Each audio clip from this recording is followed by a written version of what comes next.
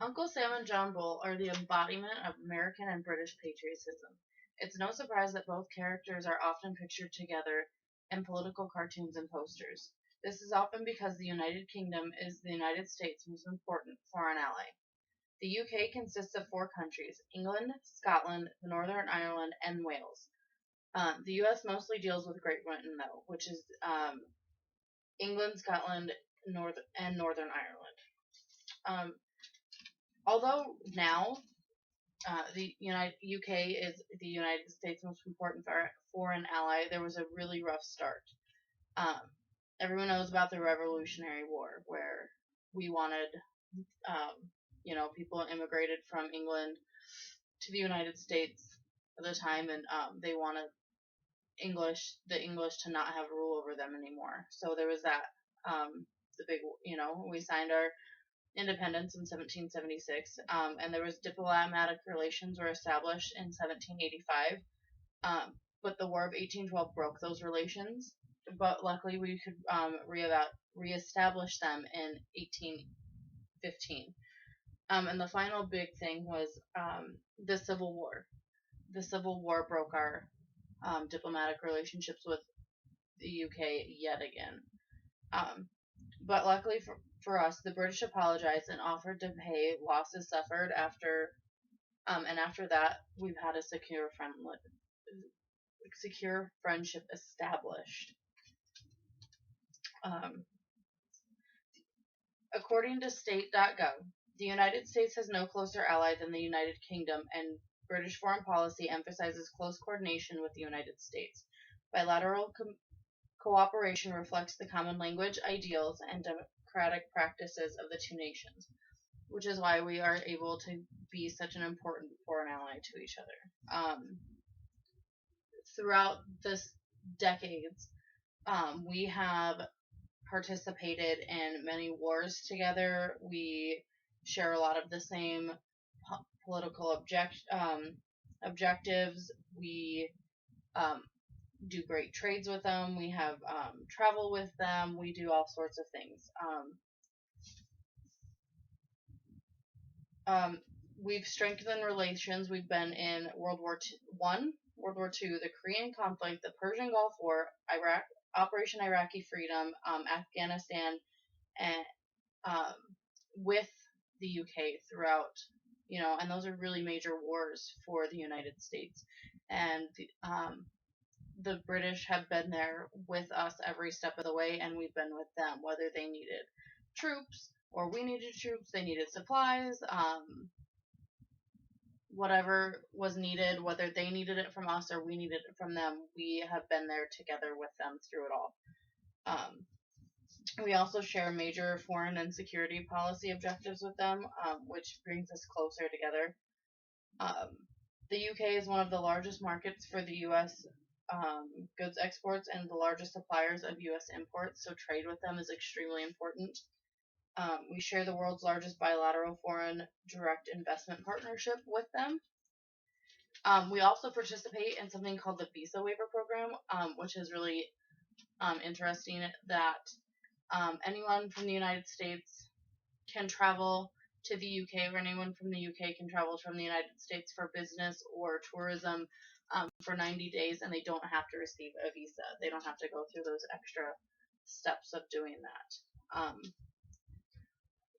One of the biggest things now is we belong to this plethora of international organizations where we work together towards peace and commerce and trade and all sorts of things like that. The United States and the UK are involved together in the United Nations, the North Atlantic Treaty Organization, NATO, Euro-Atlantic Partnership Council, Organization for Security Cooperation in Europe, G20, G8, Organization for Economic Cooperation and Development, International Monetary Fund, World Trade Organization, and Organization of American States. All of these each have their own special place in foreign politics, but the United States and the UK have been solid in their views on it for the most part, and we've constantly been working together to make the world the same. Also, um, not just in our foreign politics and things like that, are we um, one, I guess you'd say, with the United Kingdom, but it also comes with our technology. Um, our political movements are the same. Um, our pop culture is really intertwined with each other. For example, with our political movements, when the United States followed suit from the British in abolishing slavery, it happened first across the seas, and then it came to us. Um, for in, the United States integrated blacks and whites together first, and then the UK followed suit. Same with women's suffrage. It was one did it and the next. So anytime there seems to be a big shift in political rights for a certain group, whether it's the United States or the United Kingdom that does it first, the other side of it seems to follow very closely in that within just a few short decades or sooner than that. We also share and adapt each other's technology. The steam engine was invented in Britain, but it launched the United States Industrial Revolution when it came over here, which was huge for us as a country.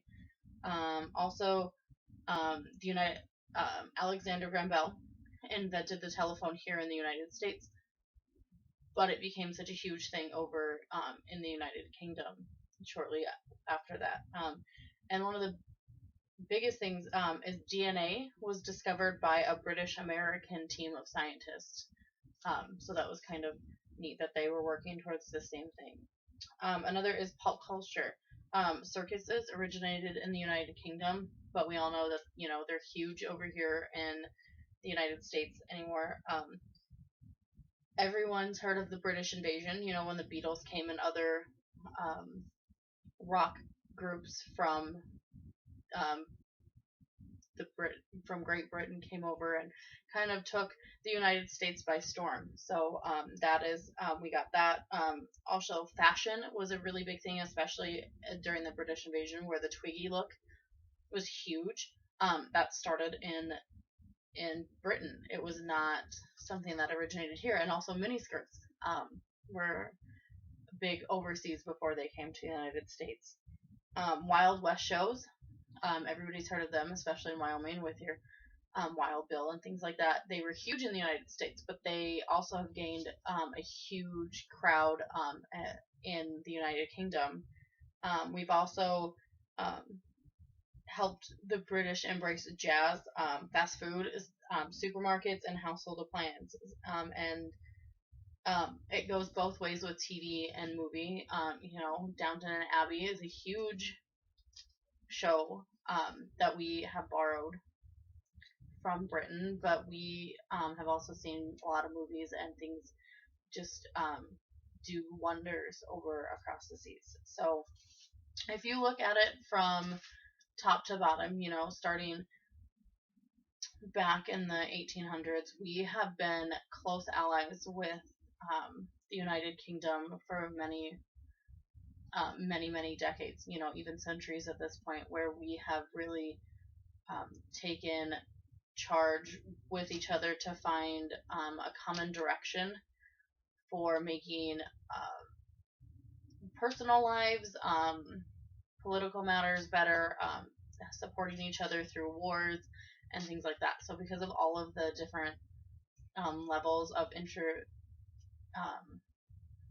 interest in each other's things and how intricately we are woven together with the United Kingdom, I think that makes them our strongest foreign ally.